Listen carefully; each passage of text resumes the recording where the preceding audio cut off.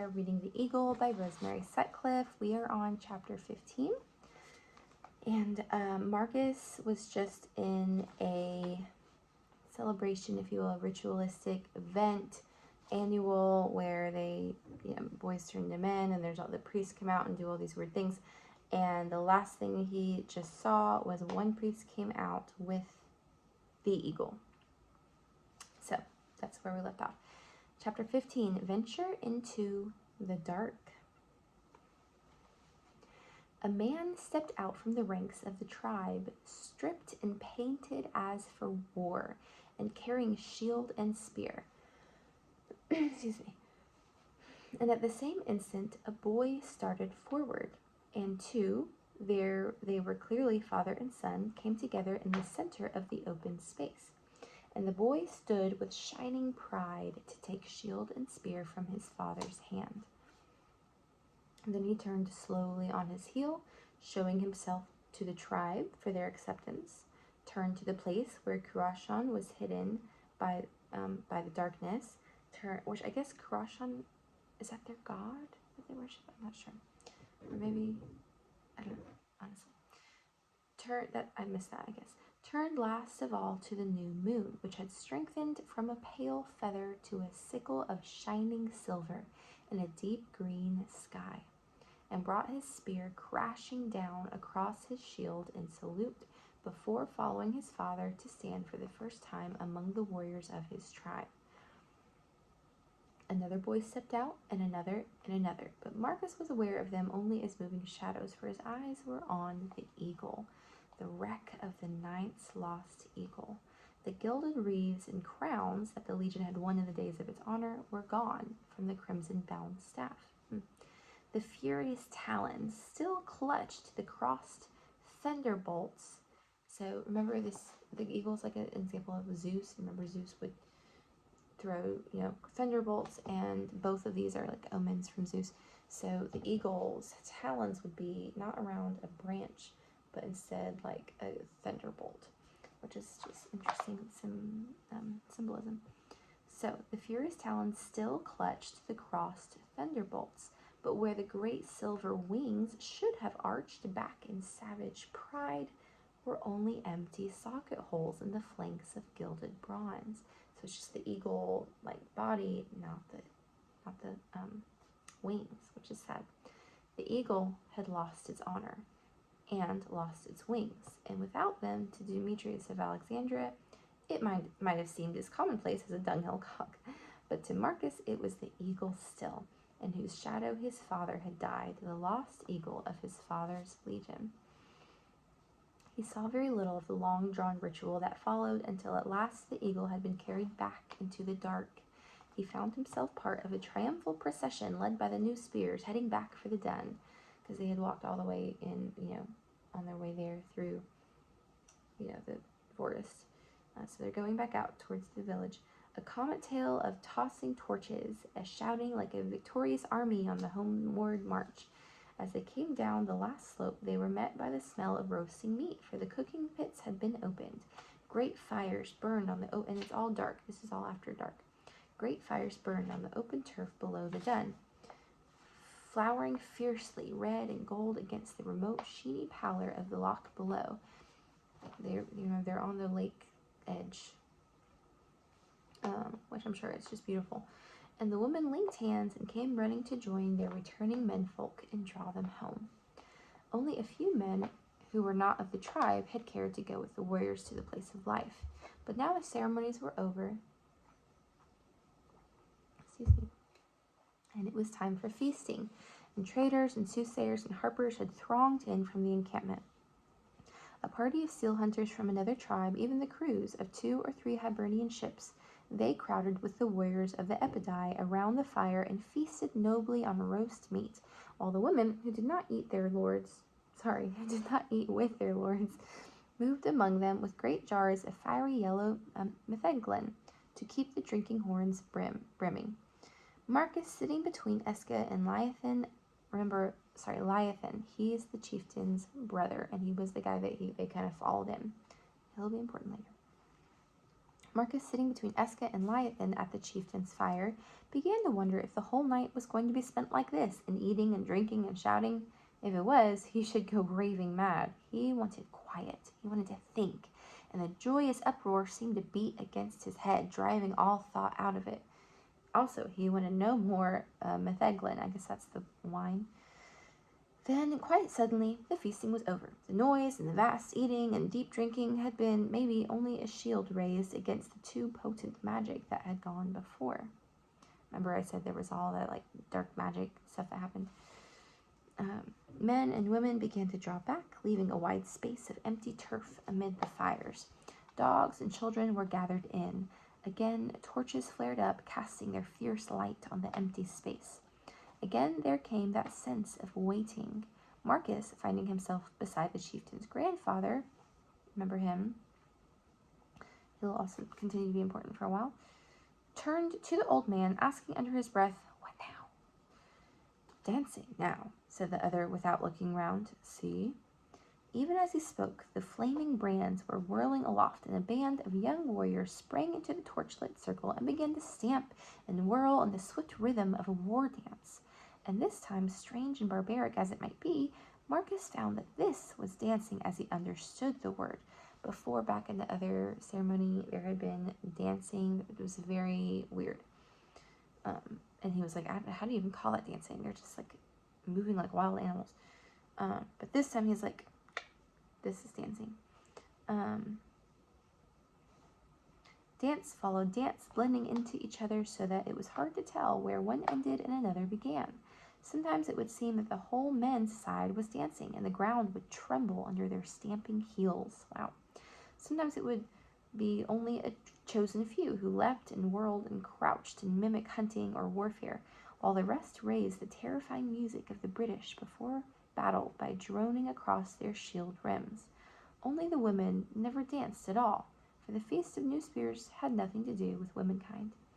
This is a side note, but I feel like the women just do not get treated equally in this society at all. Like, they're making the meals and going around and filling up the guys' wine, and they don't get to be a part of anything, but whatever. Anyway, just an observation. The moon had long since set, and only the fierce fight of fire and torches fit the wild scene, the twisting bodies and brandished weapons, when at last 2 rows of warriors stepped out onto the trampled turf and stood facing each other. They were stripped to the waist like the rest of the men's side, and carried shield and feathered war spear. And Marcus saw that one rank was made up of the boys who had become men that day, and the other of their fathers who had armed them.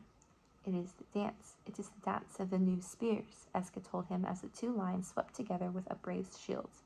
So, we dance it too, we the Brigantes, on the night our boys become men.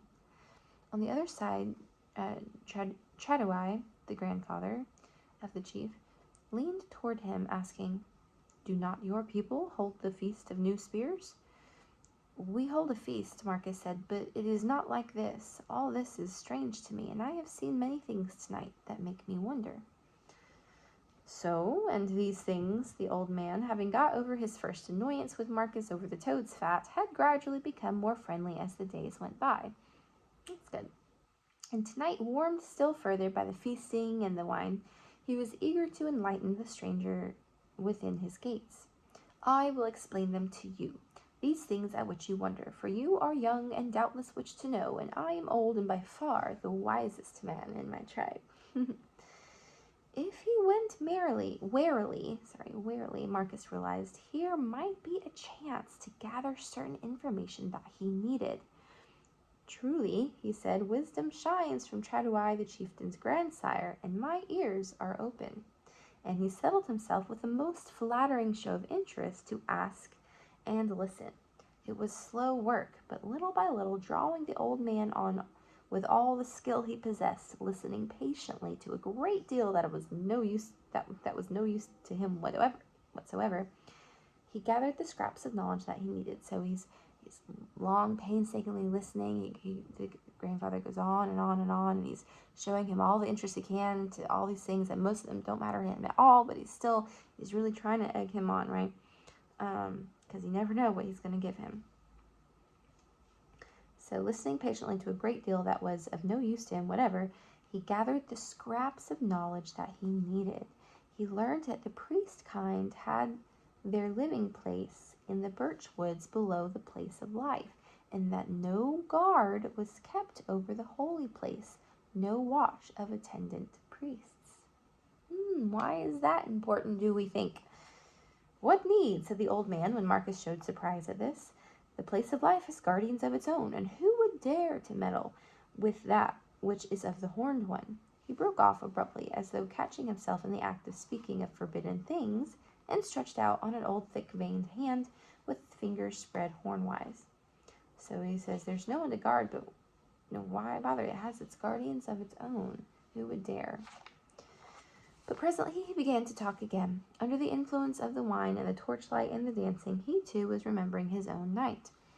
The long ago night when he had been a new spear and danced for the first time the warrior dances of the tribe.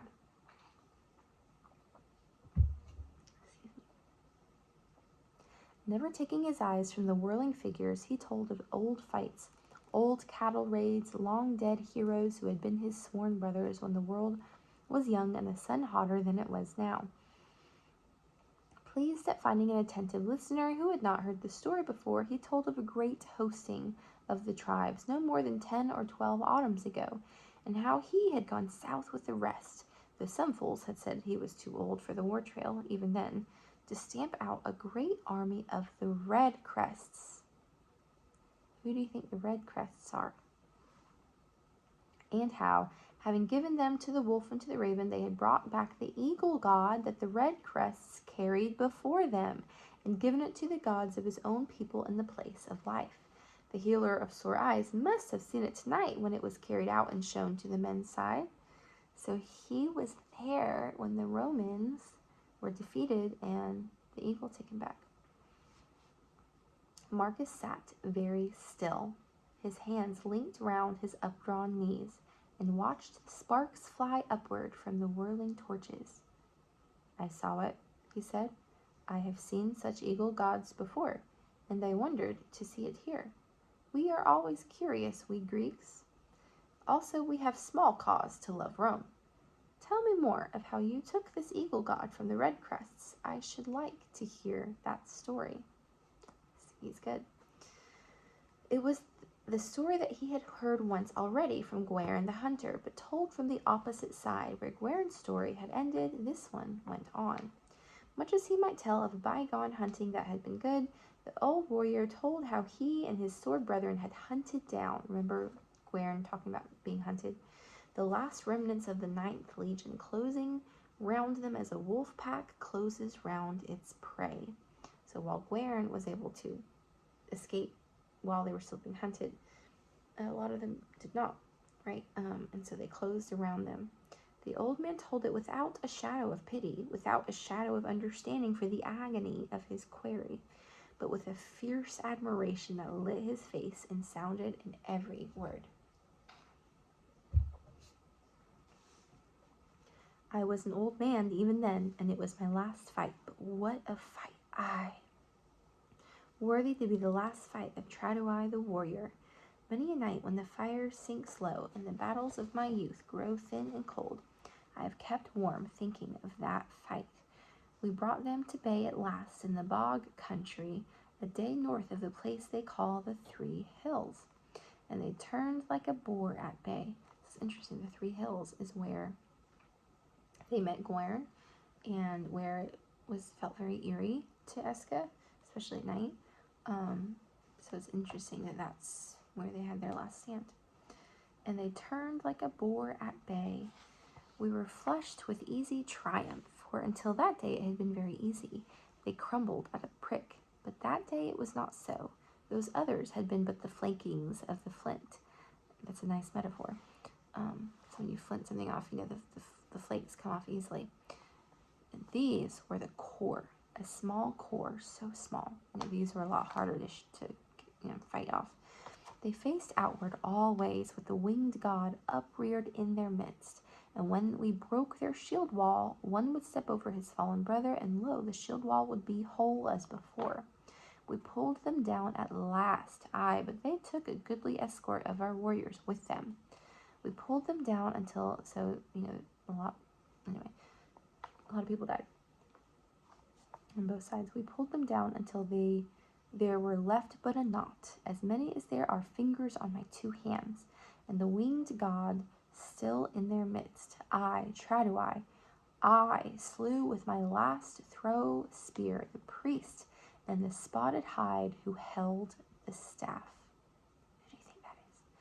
But another caught it from him as he fell and held it, so that the winged god did not go down, and rallied the few who were left yet again. He was a chieftain among the rest. He had a taller crest, and his cloak was the warrior scarlet. I wish that it had been I who killed him, but one was before me. Very interesting. Well, we made an end. There will be no more redcrests going to and fro in our hunting grounds. We left them to the raven and the wolf, and also to the bog. Bog country, remember this, bog country is swift to swallow the traces of fighting. So they actually fought them further down. And, a bog is an area where the water is like a marsh. So, it's squishy ground, if you will. So it'll suck people up. And so essentially, there's a reason why no one knows where all those men went, is because they just kind of sunk down, which is gross. But okay, yes, and we brought back the winged god. So they brought back the eagle with them. We, the Epidai, claiming it as our right because it was the warriors of the Epidai who were first spear at the killing. That's an important idea with these people also. The first spear, first one to kill. But there was heavy rain later, and the rivers coming down in spate. And at a ford, the warrior who carried the god was swept away, and though we found the god again, 3 lives it cost us in the finding. The wings, which were not one with it, but fitted into holes in its body, were gone from it, and so were the shining wreaths that hung from its staff, so that when we brought it to the place of life, it was as you saw it tonight.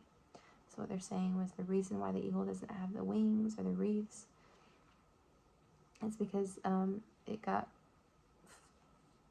sucked up by like a river from all the rain. They did recover it, even though 3 people died trying to find it, but they didn't ever find the wings or the wreath. Still, we gave it to the horned one for tribute, and surely the horned one was well pleased. For have not our wars gone well for us ever since, and the deer waxed fat in our hunting runs? So saying they offered it to their god, and seems to have done well for them. And I will tell you another thing concerning the eagle god. It is ours now, ours, the Epidais. But if ever the day comes when we host against the red crests, when we host against the red crests again, when the Krantara goes out through Albu, calling the tribes to war, the eagle god will be as a spear in the hands of all the tribes of Albu, and not of the Epidai alone. So this is an important idea that was mentioned early in the book, that if ever the Romans try to get back this area or come up through this area again, that eagle will be a representation, a symbol for all the tribes to unite against them. It will really give them that vigor in fighting, that they might fight more to the death than they would otherwise. The bright old eyes turned at last consideringly to Marcus's face.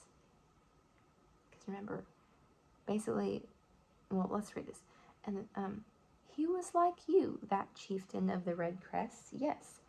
And yet you say that you are Greek. Surely that is strange. Marcus said there are many of Greek blood among the red crests. So that might be it. So this basically verifies that, who is it? What's his name again?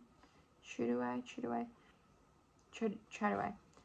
That he says he is the one. He wasn't quite the one that killed him off in the end, but he spotted and threw a spear at, and it caught him, the priest, the chieftain among the rest, who held the eagle to the last, even when there was only like a handful of men left. Then he looks at Marcus and said, "Hey, you look like him. That's interesting, but you say you're Greek." So that's verification of the fact that that was Marcus's dad. As you know, as we can read through the lines here to figure that out. And so Marcus says, "Oh well, you know, doesn't mean anything. He could have been Greek too." He's like, "Oh yeah, that might be so." The old man began to fumble under the shoulder folds of the checkered cloak he wore. They were truly warriors, and we left them their weapons, as befit warriors.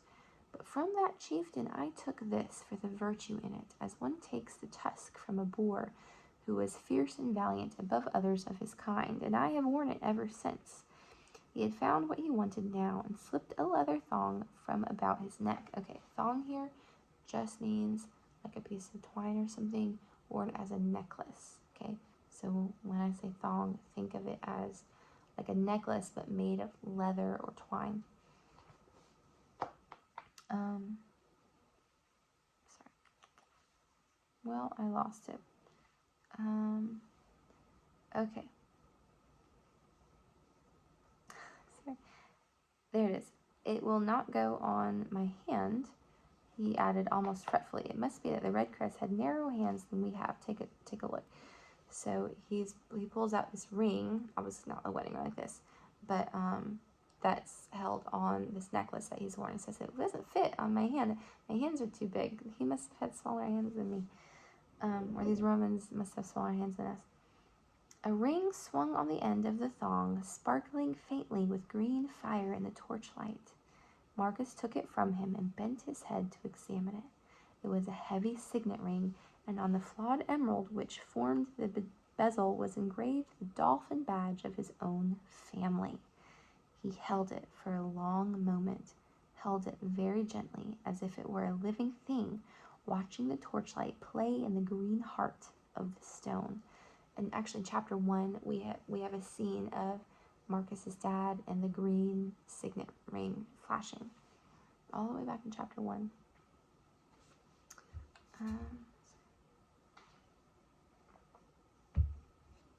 Then he gave it back to the old man's waiting hand with a casual word of thanks, and turned his attention again to the dancers. But the fierce whirl of the dance was blurred on his sight, for suddenly, across 12 years and more, he was looking up at a dark, laughing man, his dad, who seemed to tower over him.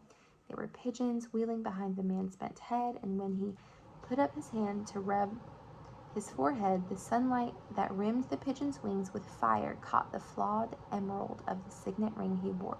So he's remembering, it's a flashback. All at once, with overmuch finding out for one day, Marcus was tired to the depths of his soul. Next morning, sitting on an open hill shoulder where they could not be overheard, Marcus laid his plans very carefully with Esca. He had already told the chieftain that he was starting for south again next day, and the chieftain, and indeed the whole dun, were loath to let him go. Let him stay until spring. Maybe there would be more sore eyes for him to salve. But Marcus had remained firm, saying that he wished to be in the south again before the winter closed in, and now, with the great gathering for the feast, for new spears breaking up and going into separate ways, was surely the time for him to be going. The friendliness of the tribesmen gave him no sense of guilt in what he was going to do. They had welcomed him and sheltered him and Esca, and in return Esca had hunted and herded with them, and he had doctored their sore eyes with all the skill he possessed. In all that there was no debt on either side, no room for guilt.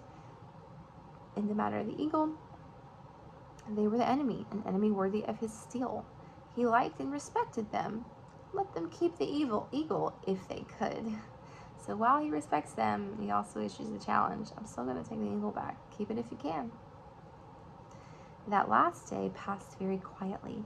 Having laid their plans and made what few preparations were needful, Marcus and Esca sat in the sun, doing, to all outward seeming, nothing in particular, save watch the delicate flight of the sandpipers above the still waters of the loch. Remember the lake, that's what that means.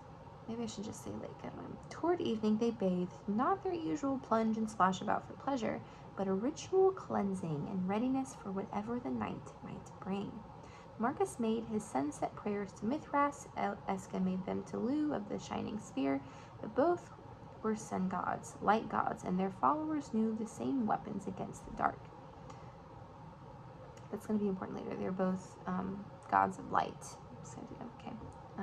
And they're going into a place where it's a god of darkness, I think.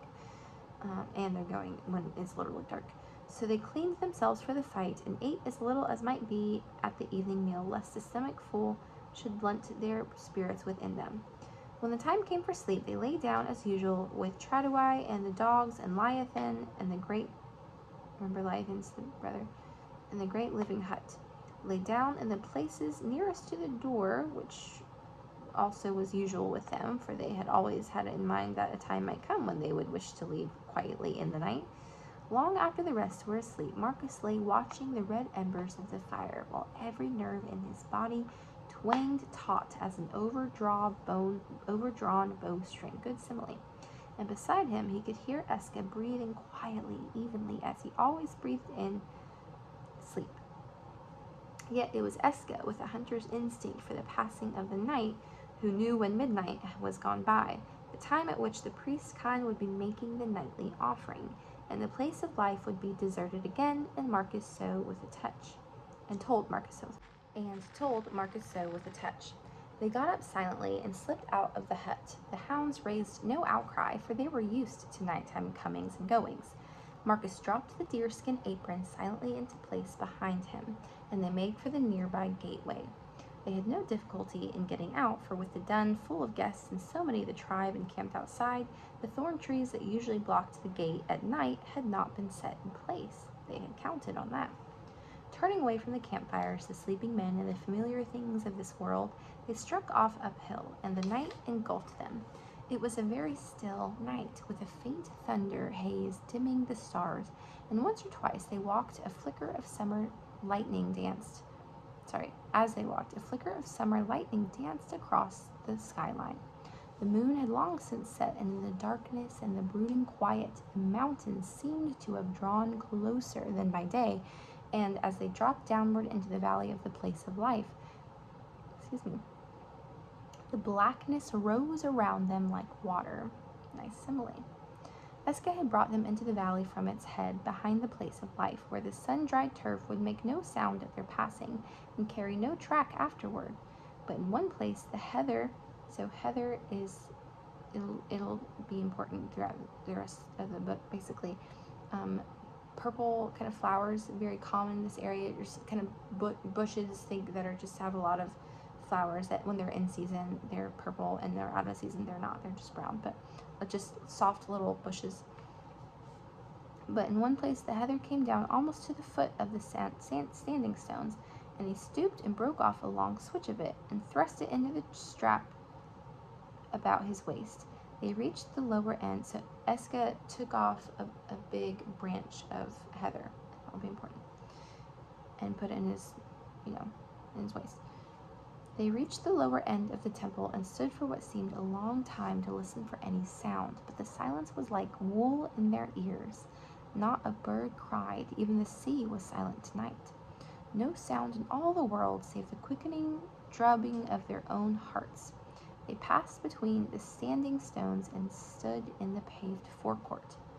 The black mass of the barrow rose above them, its crest of thorn trees upreared against the veiling stars. It's this big tree, and it kind of is blocking out the stars. The mass of granite uprights and lintel were a faint pallor against the surrounding turf. It swelled on their sight as they walked towards it. They were on the threshold, so there's all this different types of trees and everything that's hanging. It's very imposing. Marcus said softly but very clearly, "In the name of light," and feeling for the edge of the sealskin curtain, lifted it back. The bronze discs on it grated and chimed very faintly as he did so. He ducked under the low lintel, Eska beside him, and the curtain swung back into place. The black darkness seemed to press against his eyes, against his whole body, and with the darkness, the atmosphere of the place. The atmosphere, it was not evil exactly, but it was horribly personal. For thousands of years, this place had been the center of dark worship, and it was as though they had given to it a living personality of its own. Marcus felt that at any moment he would hear it breathe slowly and stealthily like a waiting animal. For an instant, sheer panic rose in his throat, and he fought it. As he fought it down, he was aware of a rustle and a faint glow as Eska fetched out from under his cloak. One of my kids' toys just went off randomly. Scare me. As Eska fetched out from under his cloak the fire pot and glim they had brought with them. Next instant, a tiny tongue of flame sprang up, sank to a spark, and rose again as the wick in its lump of beeswax caught. Basically, he's lighting a candle, okay? Eska's bent face grew... That's annoying me. Eska's bent face grew suddenly out of the dark as he tended the little flame. As it steadied, Marcus saw that they were in a passage, walled, floored, and roofed with great slabs of stone. How long it might be there was no guessing, for the little light could find no end to it, so he couldn't see the end of the hallway. He held out his hand for the glim, the candle. Eska gave it to him, and holding it high, he walked forward, leading the way.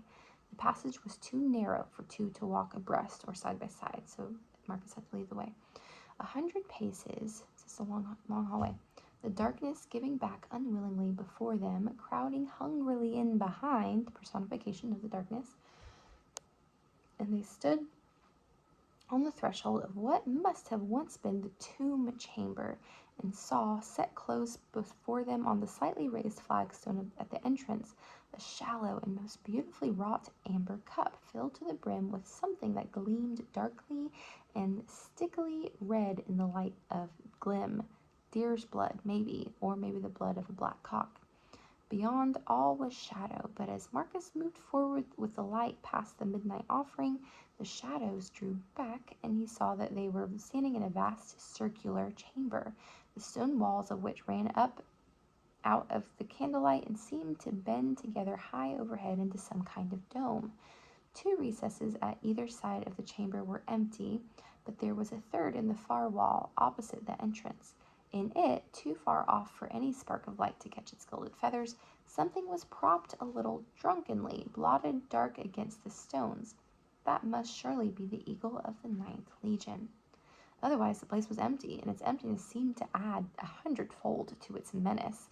Marcus did not know what he had expected to find here, but he had not expected to find nothing at all, save that in the exact center of the floor lay a great ring of what appeared to be white jade, a foot or more across, and a superbly shaped axe head of the same material, arranged so that one corner of the blade very slightly overlapped the ring. That was all. Eska's hand was on his arm, and his voice whispering urgently in his ear, "It is strong magic. Do not touch it." Marcus shook his head. He was not going to touch it. They made their way round the thing and reached the recess in the far wall. Recess is like an area and like pushed further back. Far wall. Yes, it was the eagle, all right. Take the glim, Marcus whispered.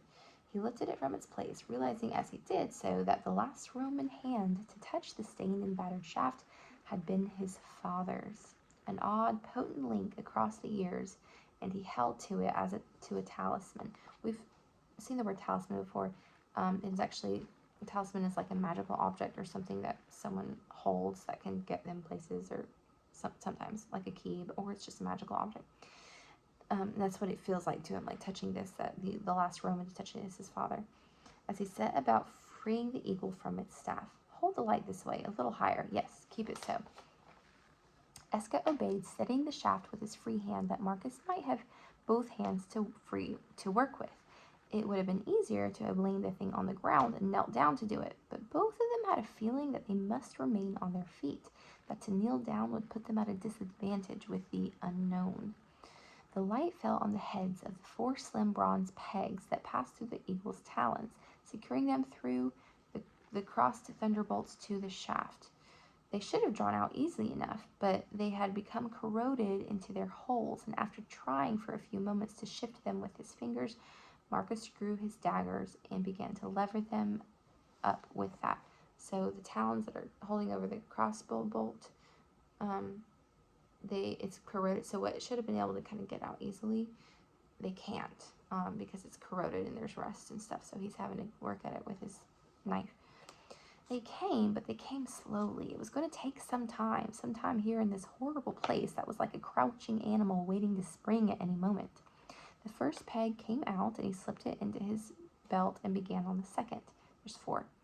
Panic began to whimper up from his stomach again, and again he thrust it down. No good hurrying. Once he started to hurry, he would never get these pegs out. For a moment, he turned over his mind. I guess that actually the pegs are what is like logging in between the crossbow bolt. I don't know. Anyway, he's got to get 4 of them out. Shoot, but the job can be done. No hurrying. For a moment, he turned over in his mind the idea of taking the whole standard outside and finding some hideout among the heather and doing the job in the clean open air. But the job would have to be done, for the whole standard was too big, with the whole thing. It was too big to hide in the place that they had in mind. Time was limited, and he could not work quickly without light, and light anywhere outside might betray them, however carefully they shielded it. No, this was the one place where they might be safe from interruption, for unless something went wrong, the priest kind would not return until the next midnight. At least they would be safe from the interruption of men, that is. Marcus began to feel that he could not breathe. Quietly, he told himself, breathe quietly, don't hurry. The second pin came out, and he thrust it into his belt with the other, and as Eska turned the shaft over, began on the third. It came more easily, and he had just started on the fourth and last when it seemed to him that he could not see as clearly as he had done a few minutes ago. He looked up and saw Eska's face shining with sweat in the upward light of the glim of the candle. But surely the glim was giving less light than it had done. Even as he looked, the tiny flame began to sink, and the dark came crowding on. It might only be bad air, or a fault in the wick, or it might not. He said urgently, think light, Eska, think light. And even as he spoke, the flame sank to a blue spark. Beside him, he heard Eska's breath whistling through flared nostrils. His own heart had begun to race, and he felt not only the many-fingered dark, but the walls and roof themselves closing in on him, suffocating him as though a soft, cold hand was pressed over his nose and mouth. He had a sudden, hideous conviction that there was no longer a straight passage and a leather curtain between them and the outer world, only the earth piled mountain high over them, and no way out. No way out. The darkness reached out to finger him softly. He remember when the grandfather was saying, who would dare to do that? We don't need priests to guard over it. There's other things. And again, I'm a Christian and think that this feels very demonic, but there it is. Anyway, to each their own. The darkness reached out to finger him softly. He braced himself upright against the cold stones, putting out his will to force the walls back, fighting the evil sense of suffocation. He was doing as he had told Eska to do, thinking light with all the strength that was in him. Whatever, right? It's nice for the story. So that in his inner eye, the place was full of it, strong, clear light flowing into every cranny. Suddenly he remembered the flood of sunset light in his sleeping cell at Kaliva that evening when Eska and Cub and Katya had come to him in his desperate need. He called it up now like golden water, like a trumpet call, the light of Mithras. He hurled it against the darkness, forcing it back, back, back. How long he stood like that he never knew, until he saw the blue spark strengthening slowly, sink a little, then lick up suddenly into a clear, small flame. It might have been only a fault in the wick. He realized that he was breathing in great shuddering gasps, and the sweat was running down his face and breast. He looked at Eska, and Eska returned his look. Neither of them spoke. Then he started again on the fourth pin. It was the most stubborn of the lot, but it yielded at last. An eagle and thunderbolts came loose in his hand. Okay, so I guess the thunderbolt is what was connected to that, and he was getting the different pins out. Okay, anyway. He lifted them off with a long shaken breath and sheathed his dagger. Now that it was done, he wanted to fling the staff aside and make a blind dash for the open air, but he schooled himself to take the staff from Eska and return it to its place in the recess, to lay the thunderbolts and the 4 bronze pegs on the floor beside it. before he turned at last to go, carrying the eagle in the crook of his arm. Eska had taken the branch of heather from his belt, and still carrying the candle, followed him, moving backward to brush out any recognizable tracks that might have been left in the dust. His own tracks, Marcus knew, were all too easily recognizable, because however hard he tried not to, he dragged his right leg a little. So he has this big branch, and with all the little heather with flowers and stuff, and small leaves, and Marcus is taking it behind them and covering their tracks, because his might be okay with whoever's tracks, but Marcus's they'll know. It seemed a long way round to the other side of the tomb chamber, and every few instants Eska glanced hastily aside to the ring and the axe head, as though they were a snake about to strike. But they gained the mouth of the entrance passage at last, and began to make their way down it, Eska still switching out their trail. Marcus moved sideways along the wall, guarding his own back and his friend's. Eska's crouching figure blotted out most of the light from the candle he carried, save where it fell on the dusty flagstones and the flicking heather switch, and his shadow swallowed up their way, so that every step Marcus was into the edge of the darkness. The passage seemed much longer than it had done when they followed it inwards, so long that a new nightmare grew on Marcus that either they were two passages and they had chosen the wrong one, or that the only one had ceased since their coming in to have an end. But the end was there. Eska's giant shadow ran onto the sealskin curtain, and they had reached it. Get ready to douse the light, Marcus said. The other glanced round without a word. Marcus's hand was on the curtain when they were plunged in darkness.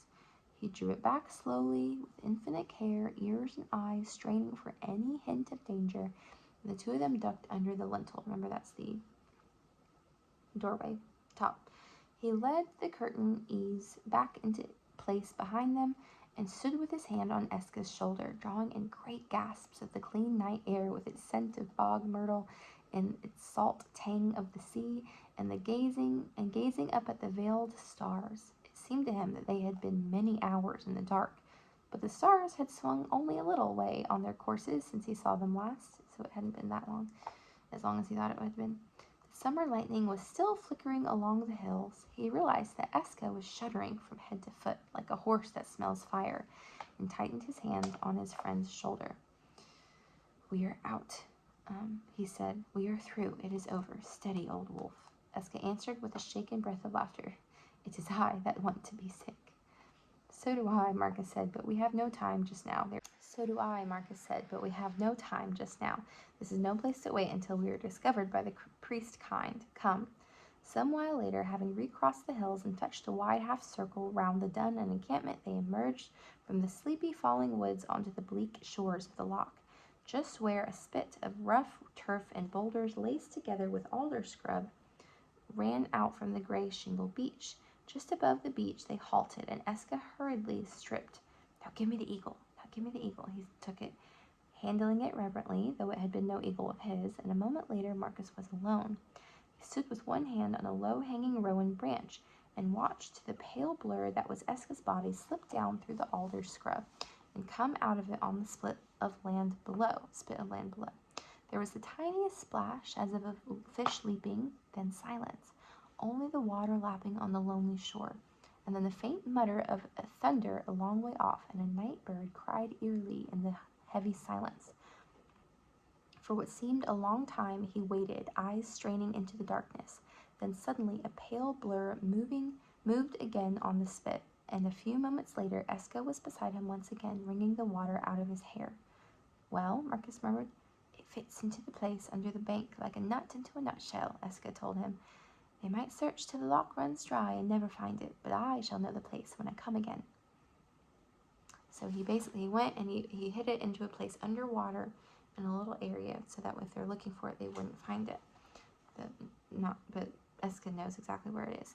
The next danger was that their absence would have been noticed, but when they came to the den again and passed unseen through the gateway, all was quiet. They were none too soon. The sky was still blacker than at their setting out, for the cloud had thickened, blotting out the stars. But the smell of the day spring was in the air, unmistakable as that of other smell of thunder. They slipped in through the hut place doorway, In the darkness, only the embers of the fire glowed like red jewels, and nothing moved. Then a dog growled, half sleepily, green-eyed in the gloom, and there was a sudden stirring and an equally sleepy murmur from an inquiry from Leviathan, who lay nearest to the door. "It is only I," Marcus said. "Vespania," his horse, was restless. It's the thunder in the air, always makes her restless. He lay down again. Eska also lay down, curled close to the fire, that he might not have damp hair to explain in the morning. Silence settled again over the sleeping hut. So they come in there, even though it's about to be daybreak, in probably just like half an hour's time, or the beginning of it, it's still dark enough that they were able to hide under, the darkness. So, they got the eagle. It took forever, but they were able to hide it to where they can come back and get it later, and we'll find out what happens next time.